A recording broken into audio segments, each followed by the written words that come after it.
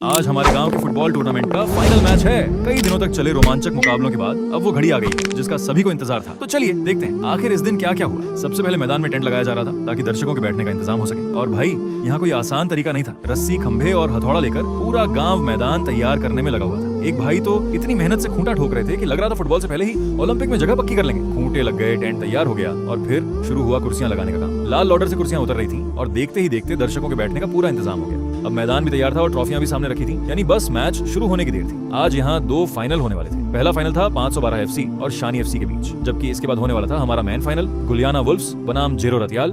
और ट्रॉफियां देखकर तो लग रहा था कि आज कोई भी टीम खाली हाथ वापस जाने वाली नहीं है। आखिरकार पहला फाइनल शुरू हुआ। 512 एफसी और शानी एफसी दोनों तरफ से पूरा जोर लगा रहे थे, लेकिन गोल किसी के खाते में आने का नाम ही नहीं ले रहा था। एक समय तो मैदान में ऐसी स्थिति बन गई कि खिलाड़ी सामने वाले से ज्यादा अपने ही खिलाड़ी को परेशान करने लगे। भाई ने गलती से अपने ही टीम मेंबर को टैकल कर दिया। इसे कहते हैं फुटबॉल में फ्रेंडली फायर। दोनों टीमों ने पूरी कोशिश की, लेकिन पहला हाफ खत्म हुआ बिना एक भी गोल के। दूसरे हाफ में भी कहानी कुछ ज्यादा नहीं बदली। समय लगातार निकलता जा रहा था और स्कोर अभी भी 0-0 था। अब मुकाबला उस मोड़ पर पहुंच चुका था जहां एक छोटी सी गलती पूरी टीम को फाइनल हरा सकती थी। और आखिरकार रेफरी ने फुल टाइम की सीटी बजा दी। मतलब अब फैसला होगा पेनल्टी शूटआउट से। पहली पेनल्टी 512 एफसी की तरफ से गई, फिर सामने वाली टीम ने अपनी पेनल्टी मिस कर दी। इसके बाद जफरान ने अपनी पेनल्टी को गोल में बदल दिया और अब दबाव पूरी तरह शानी एफसी पर था। एक और मिस और बस 512 एफसी ने पेनल्टी शूटआउट में पहला फाइनल अपने नाम कर लिया। मैदान पर फिर जो जश्न शुरू हुआ उसमें किसी को याद ही नहीं रहा कि अभी एक और फाइनल बाकी है। खिलाड़ी खुशी में एक दूसरे से गले मिल रहे थे और पूरा माहौल ऐसा हो गया जैसे टूर्नामेंट खत्म ही हो चुका हो। लेकिन इसी बीच एक बड़ी समस्या सामने आई। सरज ने पेनल्टी में गोल किया था, लेकिन भाई कैमरा उस वक्त रिकॉर्ड ही नहीं कर रहा था, यानी गोल हो गया, लेकिन इतिहास में उसका वीडियो सबूत ही नहीं है। अब पहला फाइनल खत्म हो चुका था और बारी थी असली मुकाबले की, गुलियाना वुल्फ्स बनाम जेरो रतियाल।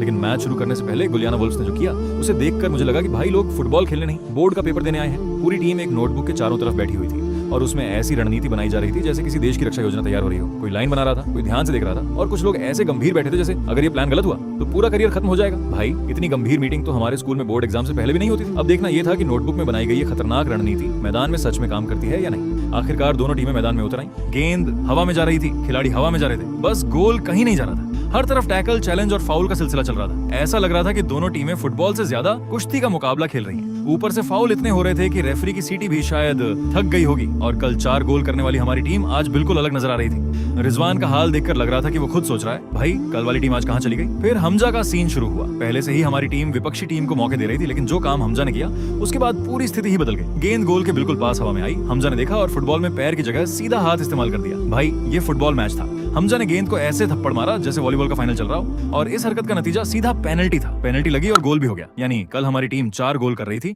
और आज हमजा ने विपक्षी टीम को एक गोल गिफ्ट कर दिया। अब स्कोर था 0-1। हमजा का चेहरा देखकर लग रहा था कि वो खुद सोच रहा होगा ये हाथ मेरा था या किसी और का। पूरी ऑडियंस भी टेंशन में आ गई थी। कल जो भीड़ पूरे जोश में थी, आज सबके चेहरों पर एक ही सवाल था, अब बराबरी का गोल कैसे आएगा। लेकिन मैच के बीच में एक और ट्विस्ट आ गया। गेम अपने चरम पर था और अचानक हमारे खास मेहमान आ गए। और जाहिर है गांव के टूर्नामेंट में मेहमान आए और उनका स्वागत ना हो, ये कैसे हो सकता है। मैच रुक गया, खिलाड़ी साइड पर आ गए और मेहमानों का बाकायदा स्वागत शुरू हो गया। मैच की टेंशन अपने चरम पर थी, लेकिन गांव के टूर्नामेंट का अपना ही माहौल होता है। और जब तक मैच दोबारा शुरू होता, दर्शकों ने सोचा चलो अब अपना ही टूर्नामेंट शुरू करते हैं। साइड में नंगे पैर पेनल्टी शूटआउट शुरू हो गया। मुख्य मैच रुक गया था, लेकिन फुटबॉल का शौक नहीं रुका। उधर सूरज भी धीरे धीरे ढल रहा था और पहाड़ी पर बैठे दर्शकों का नजारा भी जबरदस्त था। फ्रंट रो सीट के लिए गांव में स्टेडियम की जरूरत नहीं होती, पहाड़ी ही वीआईपी स्टैंड बन जाती है। फिर आखिरकार मेहमानों का स्वागत पूरा हुआ और मैच दोबारा शुरू हुआ। और अंदाजा लगाइए क्या हुआ, फाउल भी वापस आ गए। ब्रेक ने सिर्फ खिलाड़ियों को रोका था, फाउल को नहीं। तहिर ने गेंद उठाई और थ्रो करने लगा। बच्चे तुरंत बोले, ओए ओए भाई ये बच्चे मैच देखने आए थे या थ्रो इन के निशाने पर बैठने।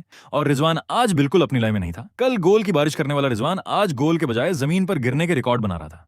उधर जेरो रतियाल की टीम बहुत मजबूत खेल रही थी। जब भी गेंद उनके गोल के पास जाती, उनकी डिफेंस तुरंत उसे दूर कर देती। हमारी टीम हमला करती, जेरो रतियाल क्लियर, दोबारा हमला, फिर क्लियर। ऐसा लग रहा था जैसे उनके गोल के सामने कोई अदृश्य दीवार लगी हुई हो। लेकिन इतनी मजबूत डिफेंस के बावजूद फाउल से वो भी नहीं बच पाए। एक हवाई मुकाबले में दोनों खिलाड़ी टकराए और अगले ही सेकंड दोनों जमीन पर। और यहाँ हमजा की वापसी की कहानी शुरू हुई।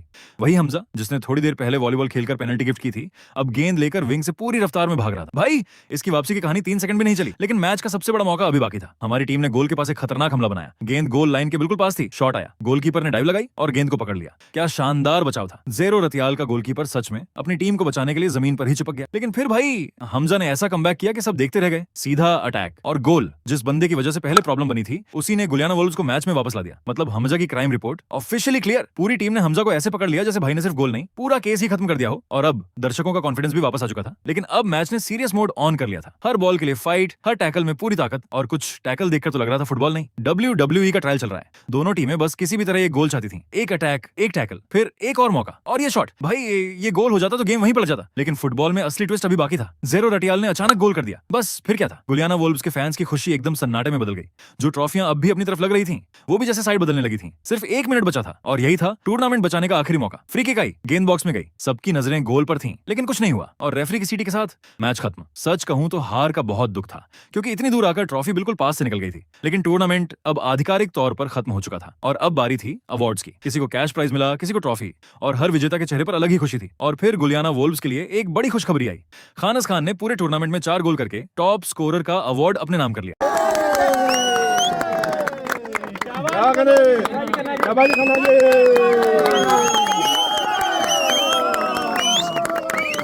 गुलियाना वोल्व्स को मिला सेकंड प्लेस, लेकिन चैंपियन तो जेरो रटियाल ही थे और उन्होंने ट्रॉफी हवा में उठाकर पूरा टूर्नामेंट अपने नाम कर लिया। तो भाई ये था हमारे फुटबॉल टूर्नामेंट का आखिरी पार्ट। टूर्नामेंट खत्म, फुटबॉल की ये पूरी कहानी भी खत्म, और अब वापस आते हैं अपने नॉर्मल रूटीन व्लॉग्स की तरफ।